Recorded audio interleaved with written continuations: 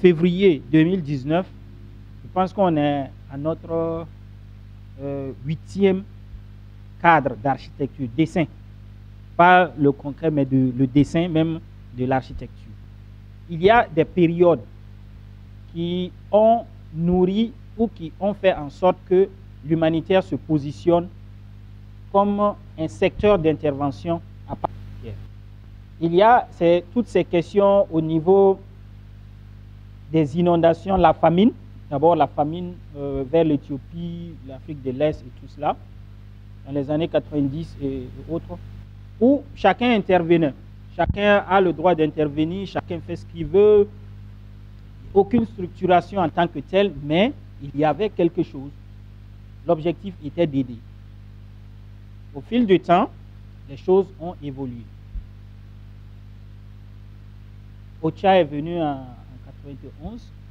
D'abord, ça s'appelait Bureau de département de coordination humanitaire, B4 ou DK, un truc de ce genre, où il y avait des personnes qui avaient été récupérées dans plusieurs agences UN pour être intégrées et enclencher le processus de coordination.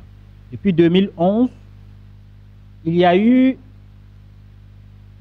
un changement profond dans ce cadre de travail. Ce changement profond nous a amené à renforcer un certain nombre d'éléments qu'on va voir tout de suite, d'où la question des clusters. L'idée de départ, c'est ce qui est écrit d'ailleurs dans la lettre que le secrétaire général adjoint en charge des secours d'urgence a envoyé. Les clusters doivent renforcer le système de coordination nationale et se désactiver si cette coordination nationale est en bonne posture. C'est comme ça, c'est inscrit dans la lettre. Donc, nous devons faire en sorte que nous renforçons le travail et de ne pas laisser un vide quand on va se retirer. Et si je reviens dans cette présentation, on va parler rapidement de l'historique. Les mécanismes qu'on a ici, les groupes clés, le groupe sectoriel, en français, ça veut dire groupe sectoriel. C'est cluster, c'est en anglais. Quand on parle de cluster, à quel moment on parle de groupe sectoriel entre nous, ça nous permet d'éviter les difficultés. Comme je le disais, en 1991 déjà, il y a toute cette situation de famine dans le monde entier qui nous a mis dans des soucis, qui a amené un peu les interventions assez disparates, qui a ramené les gens à se dire il faut qu'on améliore notre intervention, qu'on améliore notre manière de faire. Il y a eu la création en 2005 de ce qu'on appelle IASC. Je pense que chacun sait ce qu'on appelle IASC. OK. IASC, c'est le groupe de coordination au niveau du siège, au niveau de New York ou de Genève, qui est composé des agences UN, des ONG internationales, des représentants des ONG internationales. Et à l'intérieur de ça, vous avez tous les directeurs des urgences de ces organisations ou les représentants ou les responsables de ces structures qui sont à l'intérieur. C'est la base de l'humanitaire au niveau mondial. Quand on dit humanitaire, où il y a un système centralisé, parce qu'il y a une entité qui impulse toute la coordination d'ensemble qu'il faut. Vous avez à l'intérieur, comme je l'ai dit, les agences UN, vous avez les ONG internationales qui ont des représentations, et vous avez aussi des parties qu'on appelle les observateurs, qui sont à l'intérieur et qui aussi défendent un certain nombre de positions, dont la Fédération de la Croix-Rouge. Et c'est à partir de cette période qu'est née l'idée de renforcer la responsabilité des différentes structures d'intervention. et l'agenda en 2011, qui est revenu, qui dit qu'il faut que nous améliorons notre capacité d'intervenir. Il faut qu'on tienne pour responsable quelqu'un quand il n'y a pas d'assistance. Quand nous intervenons, il y a toujours quelqu'un qui doit faire, comme il l'a dit, il y a celui qui détient le droit. Si tu ne fais pas, il n'y a pas de sanctions. Il y a des sanctions, mais ces sanctions, c'est toujours moral. Mais il y a que ta responsabilité peut être engagée. Et c'est ce qui a amené tout ce qu'on appelle coordinateur humanitaire dans les différents pays. Leur fonction de coordinateur humanitaire a commencé à émerger à partir de là. À la différence d'avoir un coordinateur résident pour les Nations Unies, nous avons un coordonnateur humanitaire pour la communauté humanitaire. Ce n'est pas pour les Nations Unies uniquement, c'est pour la communauté humanitaire. Et à partir de cette date, on renforce encore l'approche cluster dans les différents pays. Et ce partenariat avec les ONG qui s'est renforcé, parce que beaucoup pensent, quand on dit humanitaire, surtout à l'intérieur du système des Nations Unies, il y a une difficulté de compréhension que l'humanitaire n'est pas que les Nations Unies. On regarde prioritairement les Nations Unies et il y a aussi des collègues à l'interne qui donnent cette impression. Pourtant, on n'est pas forcément les premiers sur le terrain. C'est la communauté d'abord, il y a ensuite les ONG locales, ensuite les ONG internationales et vous avez toutes les autres entités qui interviennent. Et avant 2005 plutôt, voici ce qui se passait en termes de coordination.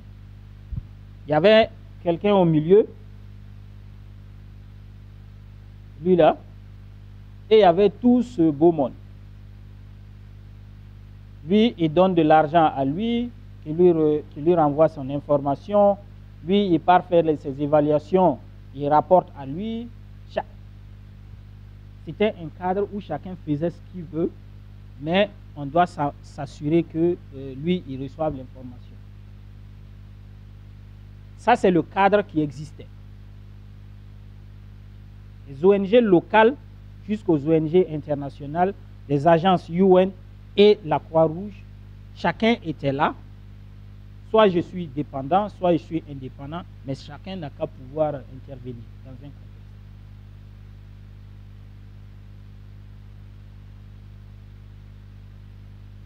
On est passé à la réforme. 2011, après on dit il faut réformer et faire en sorte que on arrive à avoir une certaine organisation. Il y a eu cette évaluation en 2005 qui a donné des conclusions. Et ce qui est là, c'est juste quelques éléments qui sont ressortis et qui continuent jusqu'à nos jours. Il y avait peu de liens, comme je l'ai dit tout de suite, peu de liens entre les ONG et les Nations Unies et les autres acteurs. Jusqu'à présent, on entend c'est mon partenaire d'intervention. Ce n'est pas mon partenaire d'intervention, c'est mon partenaire. Parce que je finance, c'est devenu mon partenaire d'intervention. Non. Il faut développer au-delà des ressources, des capacités pour ces organisations et amener ces organisations à être proactifs. Et vous avez en 2016 cette rencontre au niveau global qui a changé, qui a ramené le fait que nous devons faire encore plus confiance aux organisations locales. Et nous devons plutôt renforcer l'intervention au niveau communautaire. La localisation de l'aide doit être à tous les niveaux dans nos interventions. Les accords de grand bargain. et les Nations Unies, les ONG internationales sont passées par ce qu'ils appellent la nouvelle façon de travailler. Cette nouvelle façon de travailler, jusqu'à présent, on patauge dedans. Je suis sûr que d'ici 2 ans encore, on va trouver la route. Ça a changé de formule ou de forme ou de visage. On parle de nexus, nexus double, nexus triple. D'ici là, on va trouver un 4e. L'objectif est qu'il faut toujours donner des ponts à chaque étape pour intervenir. La coordination qui est très mal définie, irrégulière et des partenariats faibles. Si on fouille, on va trouver ça encore dans notre contexte. Dans certaines parties, il n'y a pratiquement pas de coordination. Où il y a des coordinations, mais bon, c'est à peu près. On le fait parce qu'on a demandé. Qui est responsable quand il n'y a pas d'assistance? Nous venons pour aider le gouvernement, pour aider les populations. Nous avons face à nous un gouvernement qui fait partie prenante du conflit, qui peut être responsabilisé ou qui peut avoir un certain nombre d'idées de ne pas assister directement les populations pour X raisons. Dans cette situation, qu'est-ce qui se passe? Qu'il n'y a pas d'intervention, qu'est-ce qu'on fait? La capacité imprévisible. On passe plus de temps à courir encore. Je pense que ces dernières années, nous avons tenté de faire en sorte que la planification puisse s'améliorer en termes de prévisibilité. 1er janvier 2019, quand les attaques avec Yirgou ont commencé, on se retrouvait avec, on disait, il y avait moins de 40 000 déplacés internes. En regardant la tendance, on se disait, bon, ça ne va pas aller très loin. Parce qu'on n'avait pas mis ensemble toutes les informations du contexte. Mais au fil du temps, en remettant tout, c'est en train d'augmenter. De la manière que ça s'augmente, on va se retrouver à une situation très chaotique. Nous avons revu très rapidement notre planification et on était à 1 200 000 personnes qui pourraient être affectées par la crise. Au milieu de l'année de 2019, là, on était très rapidement dépassé par les choses. On était obligé encore de revoir. Donc on courait derrière les situations. Ce qui nous a amené à changer encore notre manière de voir. Vous avez cette politique incohérente pour les bailleurs. Mon argent, c'est pour l'humanitaire. Mon argent, c'est pour le développement.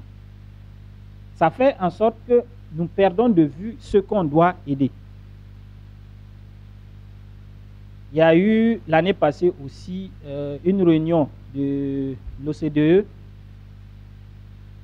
sur le financement au niveau mondial, où ils ont demandé cette flexibilité. Quand tu donnes de l'argent à une organisation, il faut avoir cet accord avec l'organisation qu'en cas de besoin, l'organisation pourrait utiliser ses ressources pour répondre à des besoins autres que ceux que tu as donnés de base. Il y a toute une déclaration là-dessus. Donc ça, c'est un ensemble d'éléments qui sont issus du rapport. Et aujourd'hui, on fouille, il y en a encore. La coordination, on travaille, on continue de travailler à faire en sorte que ça s'améliore, mais ces lacunes jusqu'à aujourd'hui continuent à être là. La réforme se base, juste après ça, la réforme se base sur ça. Renforcer le système de réponse humanitaire pour le rendre plus efficace et plus prévisible. Les HRP, les HNO, on élabore avec tellement de difficultés, mais on y arrive quand même. Je disais, l'IASC, on l'a cité tout de suite, c'est qui? C'est à la fois toutes ces organisations. Il y a pratiquement toutes les organisations qui font partie de l'IASC, qui sont représentées. La seule chose qu'on n'a pas, c'est les organisations locales. comment ces organisations locales doivent intervenir à ce niveau? Ça, c'est une question qui est toujours en train d'être revisitée, mais j'espère qu'un jour, on va y arriver. Il y a à l'intérieur de l'IASC, il y a des membres permanents et il y a des membres observateurs, des invités. Quand on parle d'architecture humanitaire, on parle de ça d'abord. Où on veut aller? Consolider la réponse humanitaire, renforcer la coordination, le leadership à ce niveau, la question du financement doit être améliorée et la responsabilité sectorielle. Avec, sur base, le partenariat entre les Nations Unies et tous les autres intervenants. Voyons les Nations Unies comme tout le monde. L'ensemble des organisations, l'ensemble de la société. D'abord. Et après, le système des Nations Unies vient. Le système, c'est les agences. Mais les Nations Unies, dans leur ensemble, c'est toute la communauté internationale. À travers le gouvernement, bien sûr. Ici, c'est là que tout se repose. Parce que c'est à ce niveau les interventions sont. Mais l'un sans l'autre ne peut pas fonctionner. Parce qu'on ne peut pas intervenir là sans forcément de financement ou s'il n'y a pas de direction qui soit donnée.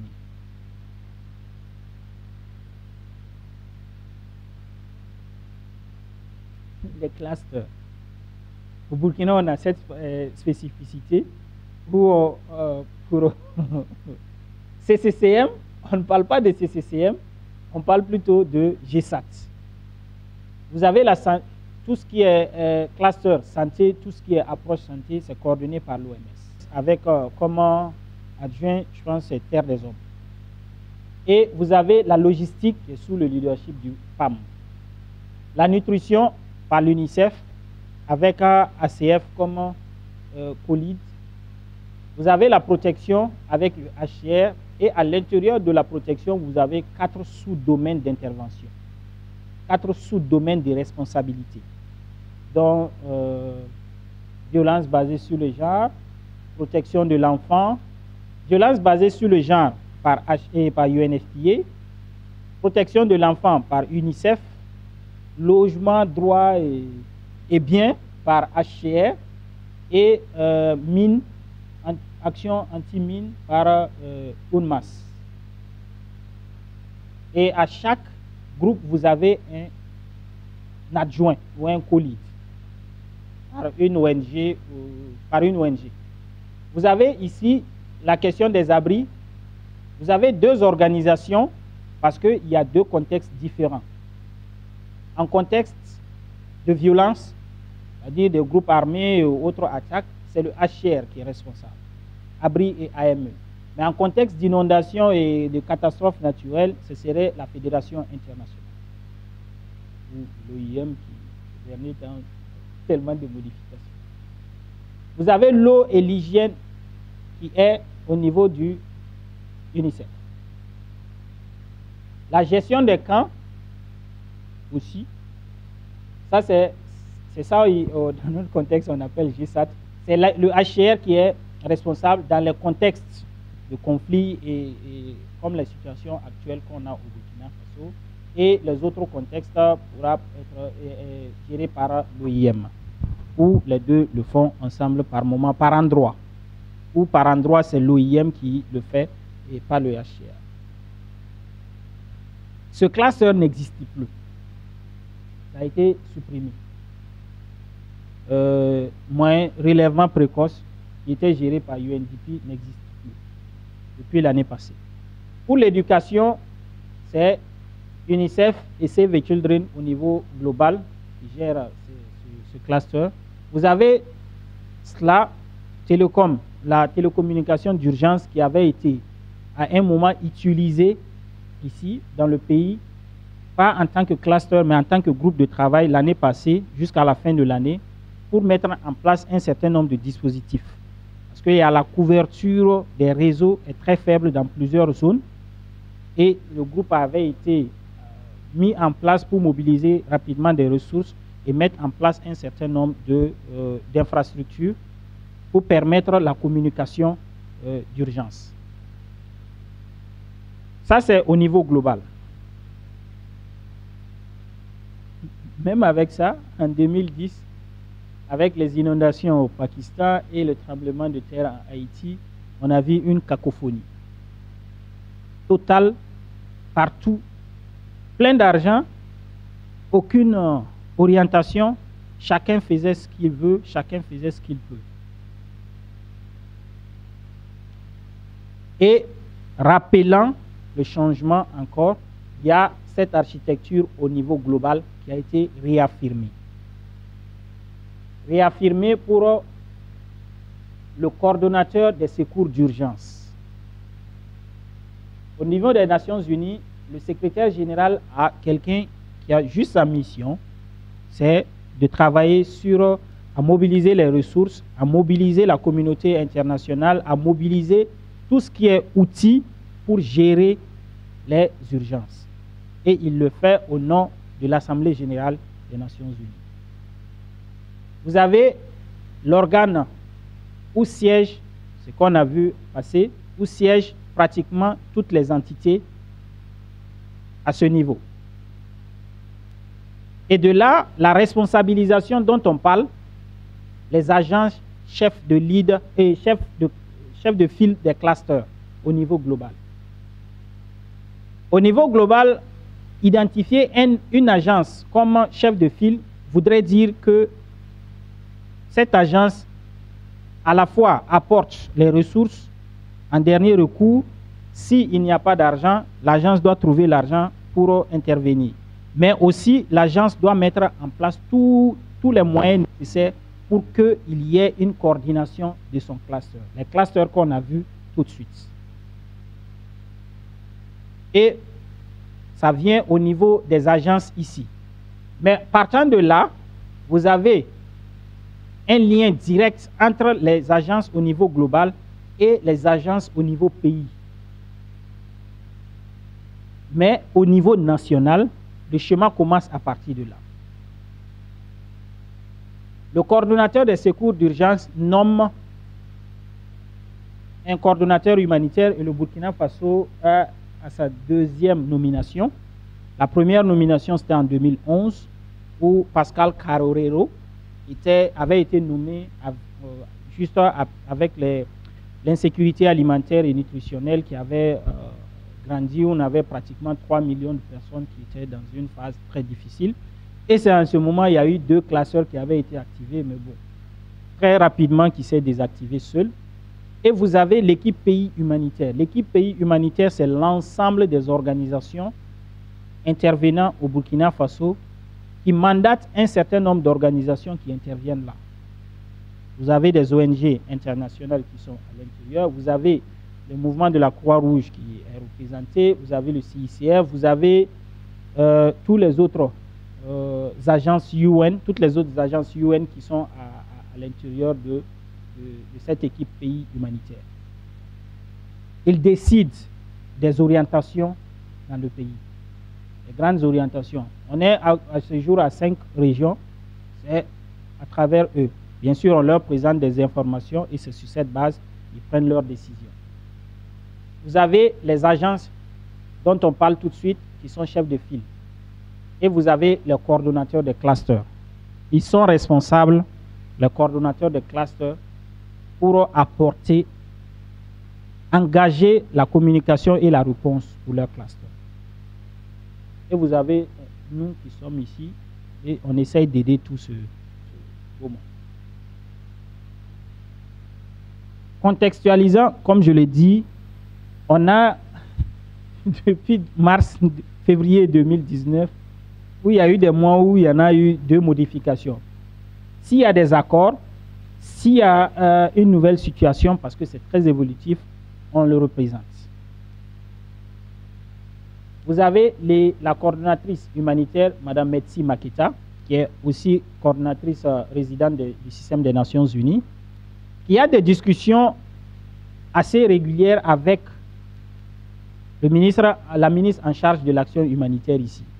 C'est un cadre de discussion qui permet par moment de débloquer ou par moment d'informer de ce qu'on veut faire. Notre rôle, c'est de travailler aux côtés du gouvernement, l'équipe pays humanitaire, comme je l'ai dit, et vous avez à l'intérieur, à côté ici, un petit comité de travail qui est mandatory, où si le comité, l'équipe pays humanitaire, il y a comme les questions d'exploitation et d'abus sexuels, s'il y a des allégations, c'est directement à ce niveau, c'est traité. Ça ne peut pas être traité en dehors d'un autre cadre, parce que la responsabilité est très grande que nous l'avons mis à l'intérieur. Parce que la première personne qui doit être responsabilisée s'il y a un problème dans la réponse humanitaire, c'est elle. Et à l'intérieur de chaque organisation, vous avez des personnes qui sont identifiées pour prévenir, pour discuter, pour faire en sorte que les exploitations et les abus sexuels dans le cadre de la réponse soient quelque chose de zéro, que ça n'existe pas. Et vous avez des groupes de travail, plateforme, coordination civilo-militaire, pour nous éviter d'avoir des contacts directs avec les militaires sur certaines questions. Il y a des discussions avec un groupe de militaires dirigé par un monsieur qui est à Ochak. Et vous avez le groupe de coordination intercluster et le groupe de travail accès. Ceux qui essayent de définir un peu, qui analysent le contexte et qui vous disent ici il y a tel problème, ici il faut améliorer, et qui engagent des discussions pour le plaidoyer. Et vous avez tous les clusters que j'ai cités en haut. Ici, vous avez ABRI et AME, vous avez la nutrition, vous avez la santé, l'éducation, la protection, avec ces 4 sous-domaines de responsabilité. Vous avez le WASH, vous avez la sécurité alimentaire. Ici, c'est le PAM et la FAO qui fait le lead, les 2 agences réunies.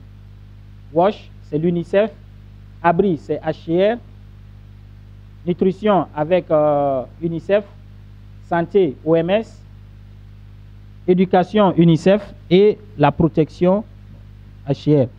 Ici, nous avons, ce n'est pas un groupe activé en tant que tel, un sous-groupe activé en tant que tel, mais ça existe pour rappeler un certain nombre de travail, de droits, notamment les violences basées sur le genre, la santé sexuelle, un peu santé de la reproduction dans le cadre de la santé. Parce que souvent, quand on fait de la planification, on a tendance à minimiser cette question.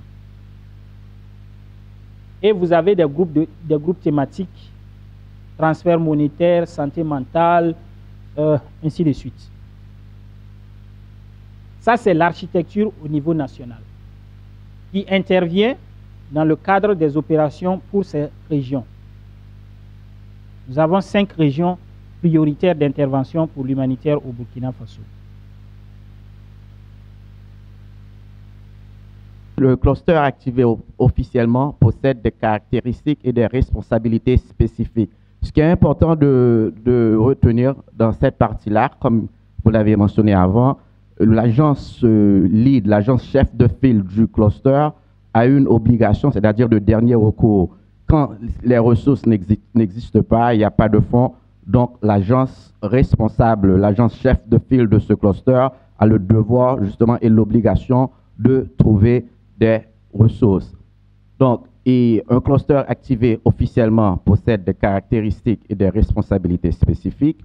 Il doit rendre des comptes au coordonnateur humanitaire par le biais de l'organisme chef de file sectoriel, donc, et l'agence, ainsi qu'aux autorités nationales et aux populations affectées. En fait, c'est ce qui nous ramène ici aujourd'hui, cette question de rendre compte aussi aux populations affectées, la notion de redevabilité. Donc, les groupes sectoriels du comité permanent interagence sont un modèle de coordination temporaire. Lorsque cela est jugé possible et approprié, des efforts doivent donc être déployés afin de confier à nouveau la coordination aux autorités compétentes. Une fois que tout est en place, l'idée c'est que justement qu'on se retire. Je crois que dans le cas du Burkina, les clusters devraient prendre fin. Et on a fait une extension, c'est ça? Pour 6 mois encore. Donc voilà, donc on verra. Alors, voilà, et des fonctions clés du cluster, c'est encore une fois, c'est soutenir la prestation des services. Il y a un cadre de concertation en lien avec les priorités stratégiques et plans de réponse. Par exemple, le rôle, on travaille directement avec, vous avez entendu ce matin, et Idrima parlait de son rôle, donc pour les priorités, tout ça, je crois que c'est pendant la présentation qui a été faite, où tous les coordonnateurs de cluster définissent un peu les priorités, et on travaille en lien direct avec OCHA. Donc, c'est guider le coordonnateur humanitaire et l'équipe humanitaire pays dans la prise des décisions stratégiques. Encore une fois, il a parlé ce matin de HNO, l'évaluation des besoins, identification des lacunes et des priorités, et une réponse collective et coordonnée en incluant certainement en toutes les thématiques de façon transversale, et planifier et mettre en œuvre les stratégies sectorielle, analyse de financement, contribution à la stratégie globale, encore une fois, en accord avec les règles communes. Donc, suivre et évaluer les performances de la réponse. Je crois qu'on a 2 collègues ici qui font un suivi et évaluation, notre collègue de NRC, et je crois qu'il y a une dame sur cette table-là, est très important, justement, en collaboration avec les autorités nationales et de soutien des capacités nationales. L'une des activités clés aussi des clusters, c'est de renforcer les capacités nationales. Je ne suis pas un cluster, je parle de GSAT. On est un groupe de travail, mais on est là-dessus, c'est-à-dire, rien que la semaine dernière, on a organisé un atelier pareil à celui-ci, renforcement de capacité nationale, c'était à Kaya, dans le centre-nord, et la semaine prochaine, on va se rendre dans le Sahel, à Dori. Et soutenir le plaidoyer, identification des préoccupations et contribuer au message clé pour le pays, action de plaidoyer au nom des clusters et des populations affectées. Merci beaucoup. Oui. Donc, vous voyez un peu le rôle des coordonnateurs ou des clusters. Ils doivent obligatoirement faire ces 6 fonctions. Ces 6 fonctions, pourquoi on les a recrutés, pourquoi on a activé et pourquoi on met des ressources à leur disposition. Ces 6 fonctions sont capitales. C'est la base même de nos opérations. La coordination humanitaire établit des cadres de concertation, d'échange d'informations. Quand vous participez aux réunions des cadres, des clusters, dans un premier temps, c'est pour échanger. Il facilite la planification tactique et stratégique. Nous parlons militaire ici parce que c'est eux qui, à la fin, disent sur telle région nous faisons tel genre d'opération, dans telle région nous faisons telle autre chose. Vous discutez. Et c'est à ce niveau que vous arrivez à sortir les meilleurs. L'humanitaire, on dit toujours, on intervient sur la base de la valeur ajoutée de l'organisation. Ce n'est pas parce que j'ai les ressources que je vais aller intervenir là-bas. Si j'ai les ressources et que je n'ai pas la capacité d'accéder, il faut que tu trouves d'autres stratégies pour accéder. Et la participation volontaire des acteurs à ces échanges et de collaboration. C'est vraiment capital de faire en sorte que quand quelqu'un s'approche, que ce ne soit pas les ressources qui tirent la personne. Que ce ne soit pas parce que je te finance que tu dois venir. Je viens d'abord et après, s'il y a des ressources, ça va aller. Et qu'est-ce que l'humanitaire, la coordination n'est pas ou ne fait pas? Nous n'imposons pas de ligne de conduite aux acteurs. Juma ne peut pas, dans son réquisitoire ou dans ses lignes, dire à CCCM, bon, vous devez faire ça. Ce n'est pas possible. Il n'y a pas de ligne. Vous avez vu l'architecture, il n'y a pas de lien entre nous et puis directement entre nous et puis le cadre. Et c'est la même chose pour l'agence. une agence chef de file sectoriel ne doit pas guider les actions du coordonnateur. Le coordonnateur est libre. L'instruction formelle aux partenaires, nous ne donnons pas d'instruction formelle aux partenaires sur les actions à prendre ou à ne pas prendre, ou contre les populations à assister ou à ne pas assister. Ça, ce n'est pas notre rôle. Nous ne disons pas, oui, bon, on n'intervient pas dans cette zone. Nous faisons les besoins, nous évaluons les besoins et on dit, sur cette zone, voici le nombre de personnes dans le besoin. Maintenant, les organisations vont aller sur le terrain, vont tenter de faire des ciblages plus petits et trouver ces personnes. Si on dit qu'il y a 1 million de personnes dans une zone, il faut aller chercher ces 1 million de personnes. Et cela appelle à votre capacité à aller évaluer sur le terrain et à planifier en fonction.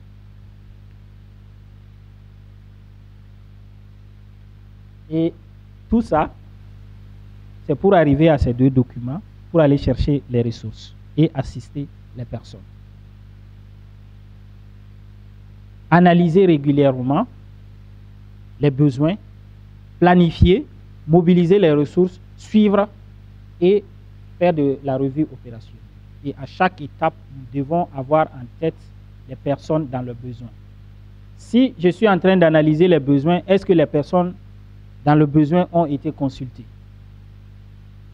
Je suis en train de planifier, est-ce qu'elles ont été consultées? Je suis en train de mobiliser les ressources, est-ce que ça répond à leurs besoins? Je suis en train de suivre, est-ce qu'ils peuvent donner leur point de vue sur ce que j'ai fait?